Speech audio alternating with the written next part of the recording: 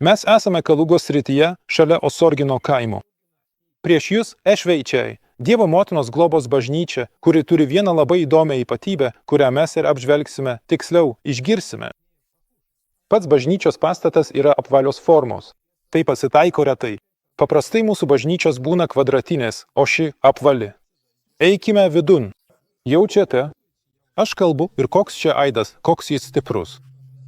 Be to, užtenka tiesiog vaikščioti žemės grindimis.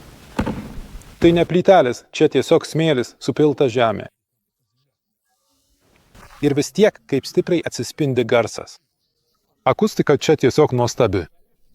Net nepaisant šitų skylių, altoriaus nebuvimo, langų nebuvimo, taip, pro kuriuos sklinda garsas, šitos didžiulės skylės. Vis tiek akustika čia puiki. Čia net šnabždėtis negalima, viskas bus girdėti. Tai padaryta tyčia ir tai yra viena iš bažnyčių funkcijų, kad čia būtų būtent akustinis rezonansas. Architektas ir statytojas šį pastatą pastatė su mintimi, kad būtent čia, šioje apvalioje patalpoje, bus pati nuostabiausia akustika.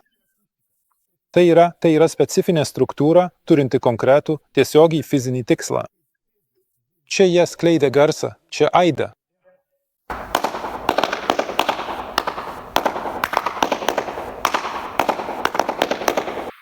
Tai akustinis rezonatorius.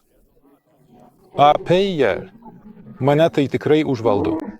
Čia garsas atsispindi ir mane pasiekia net iš vidaus ir tarsi į pakaušį, tarsi. Man net šiurpuliukai per kūną perbėga. Iš vidaus. Mūsų protėviai, žiūrėkite, jie gerai išmanė garso fiziką, gerai išmanė šių akustinių bangų fiziką ir statė pastatus, kuriuose šios bangos buvo sustiprinamos daug kartų. Pam, štai, ne tik ant ausis, apeier.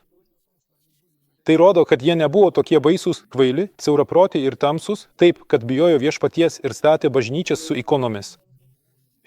Ne. Jie tai padarė norėdami sukurti akustinį rezonatorių, suorganizuoti ir atvesti čia žmones, ir čia jiems kažkas nutiko.